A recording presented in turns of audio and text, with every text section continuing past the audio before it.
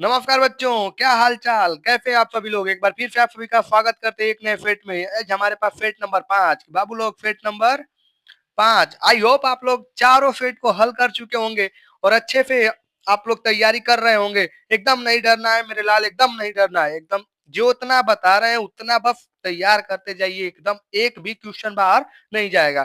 ठीक है बाबू, तो ज्यादा समय न लेते हुए आज के सेट को शुरू करते हैं। और एक और नोटिस, बाबू लोग, जितने भी सवाल, जितने भी पेपर्स हो रहे हैं, सारे पेपर के फुल डिटेल सोल्यूशन इसी चैनल पे डाले जा रहे हैं। ठीक है, तो उसकी एक नई प्लेलिस्ट बनी हुई है, वहां पे जाकर आप उसको देख सकते हैं। ठीक है बाबू, तो शुरू करते हैं इस सेट को। ठीक है, तो आप लोग को अच्छे से पता है क्या क्या करना है।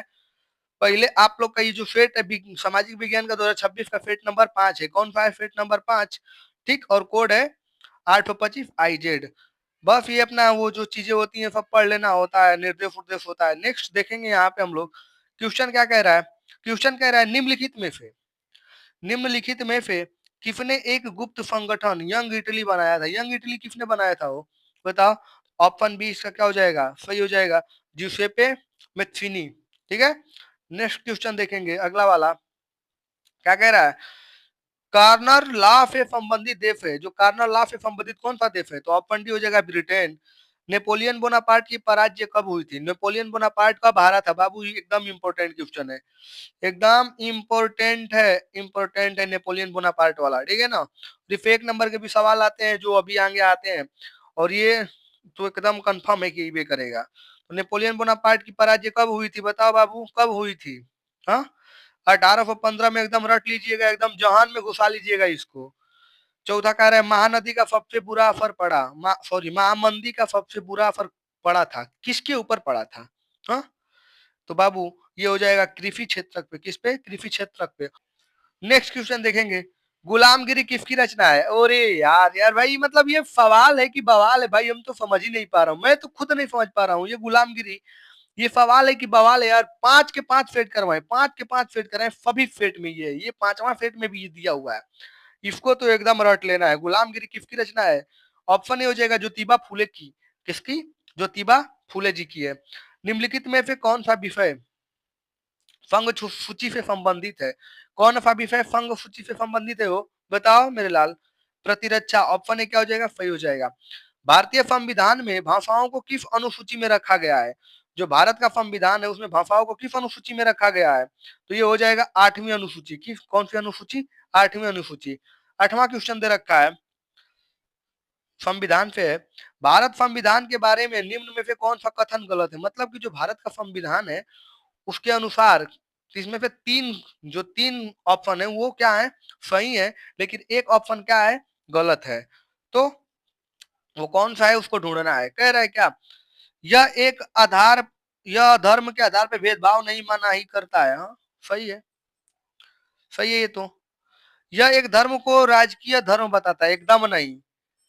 जो संविधान है हमारा धर्म को राजकीय धर्म नहीं बताता है, क्योंकि भारत में एक ही धर्म नहीं है, मुख्य रूप से 4 धर्म है। कितने? मुख्य रूप से 4 धर्म है, हिंदू, मुस्लिम, सिख और ईसाई। हिंदू, मुस्लिम, सिख और ईसाई, कितने धर्म है? 4 धर्म है। तो यही गलत हो जाएगा, तो यहीं पे हमको मिल जाएगा सभी लोग। अच्छा, अगला देखेंगे, सभी लोगों को किसी भी धर्म का पालन करने की आजादी देता है। एकदम भाई सही है, हमारी इच्छा, जो जिस धर्म को मैं मानना चाहूँ उस धर्म को मान सकता हूँ, मुझे कोई नहीं रोक सकता है। डी, किसी धार्मिक समुदाय में सभी नागरिकों की बराबरी को अधिकार देता है। एकदम सबको बराबर का अधिकार देता है संविधान हमारा। तो ऑप्शन बी क्या हो जाएगा हमारे पास, करेक्ट हो जाएगा। ऑप्शन बी क्या हो जाएगा, करेक्ट हो जाएगा। किसके अनुसार? सवाल के अनुसार। जो हमारे पास सवाल है, ऑप्शन कौन सा मार के आना है? ऑप्शन बी को सही करके आना है। ठीक है, ऑप्शन बी को सही करके आना है। नेक्स्ट क्वेश्चन कह रहा है, जनता का, जनता के लिए शासन किस प्रकार की शासन व्यवस्था है? जनता के लिए शासन किस प्रकार का व्यवस्था है बताइए। तो ये हमारे पास हो जाएगा ऑप्शन बी, लोकतांत्रिक। लोकतंत्र की, किसकी? लोकतंत्र की। नेक्स्ट क्वेश्चन क्या कह रहा हो, लोकतंत्र के मूल्यांकन की दृष्टि से निम्नलिखित में से कौन सा बिंदु लोकतांत्रिक व्यवस्थाओं के अनुरूप है?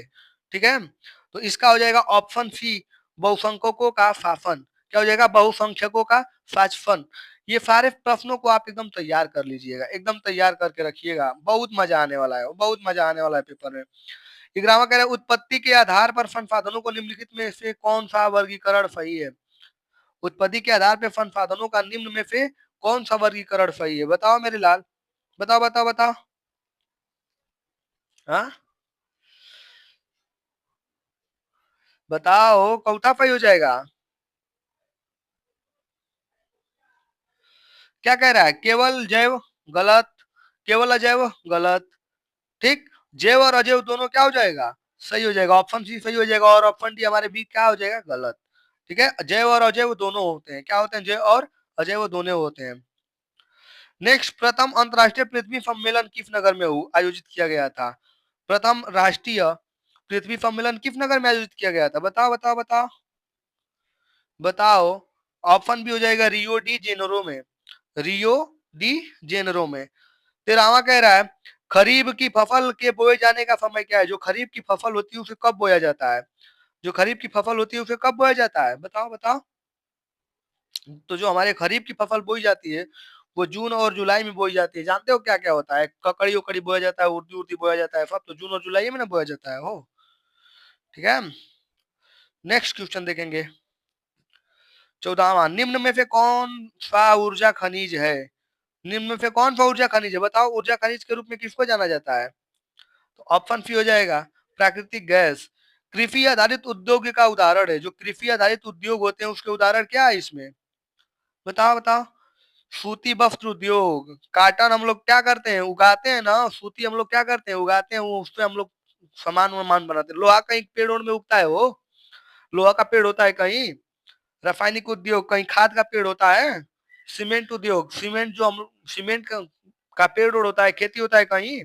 सूती वस्त्र उद्योग, हाँ सूती का, जूट का होता है ना। अच्छा, 16वां सवाल कह रहा है, भारतीय रेल में रेल प्रखंडों की कुल संख्या कितनी है? भारतीय रेल में रेल प्रखंडों की कुल संख्या कितनी है? हाँ बताओ। तो इसका हो जाएगा ऑप्शन बी 18। ठीक है, सारे सवाल को आप लोग एकदम भाई रट लो, यही लास्ट मौका है 10 दिन का, तैयार कर लो एकदम। 17वां कह रहा है, सूचना एवं संचार प्रौद्योगिकी आर्थिक क्षेत्र है। सूचना एवं संचार प्रौद्योगिकी का आर्थिक क्षेत्र क्या है? बताओ। तो ये सब देखो, सूचना और संचार यानी कि इसमें सेवा हो रहा है ना, सेवा की बात हो रही है ना। तो जब सेवा की बात होगी तो मेरे लाल ये हो जाएगा हमारे पास तृतीयक। कौन सी? तृतीयक। 18वां क्या कह रहा है, उपभोक्ता सुरक्षा अधिनियम किस वर्ष पारित हुआ था? एक बार फिर ये 100% एकदम आएगा, 100% आएगा। उपभोक्ता सुरक्षा अधिनियम किस वर्ष पारित हुआ था? तो ये हो जाएगा ऑप्शन बी 1986 में। ठीक है, नेक्स्ट क्वेश्चन देखेंगे। 19वां सवाल कह रहा है, किसी देश का विकास आधारित होता है, जो कोई देश होता है उसका विकास किस पे आधारित होता है? तो पहला, प्रति व्यक्ति आय पर, सही है।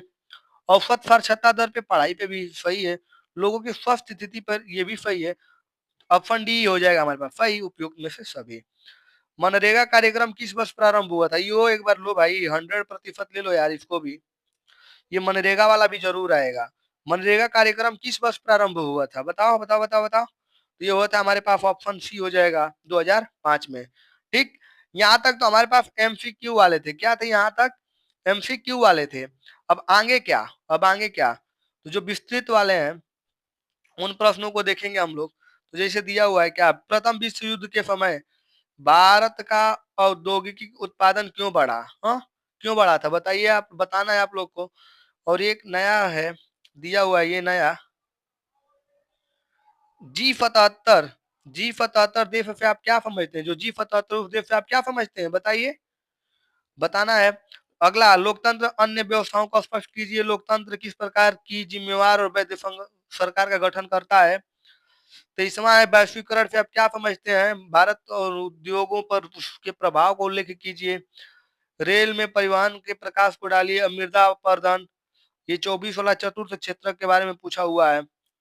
25, सत्याग्रह आंदोलन से अभी क्या अभिप्राय है? हाँ, ये ले लो हमसे लिख के, 100% है फिर ये तो आना ही है। गांधी जी को कहाँ तुम लोग भुला जाते हो? गांधी जी कहीं भी आ जाते हैं भाई, गांधी जी को भूलना नहीं है। जो गांधी जी को भूला वो पेपर को भूल जाए।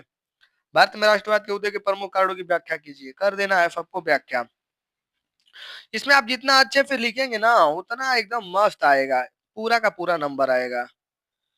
ठीक है, ये सब जो भी लाइन अंडरलाइन कर रहे हैं सब पढ़ लेना है आप लोग को। सबसे इम्पोर्टेंट चीज अब ये आती है, ये इंपॉर्टेंट चीज है। 7 सेट हम करा रहे हैं ना, सातों सेट को तैयार करके चले जाइए।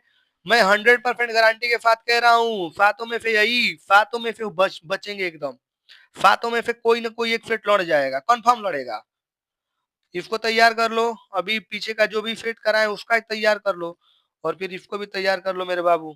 ठीक है, तो यहाँ तक आप लोग एकदम पढ़ते रहिए। ये मेरे उन भाइयों के लिए जो कम देखते हैं, उन लोगों के लिए भी सेम सवाल होता है, बस इन लोगों को मानचित्र पे दर्शाना नहीं होता है। ठीक है, मानचित्र पे क्या करना नहीं होता है, दर्शाना नहीं होता है, बाकी और कुछ नहीं। ठीक है, तो आशा करता हूँ आपको ये वीडियो पसंद आया होगा। वीडियो थोड़ा सा पसंद आया हो तो वीडियो को लाइक करें, शेयर करें और चैनल को सब्सक्राइब करें,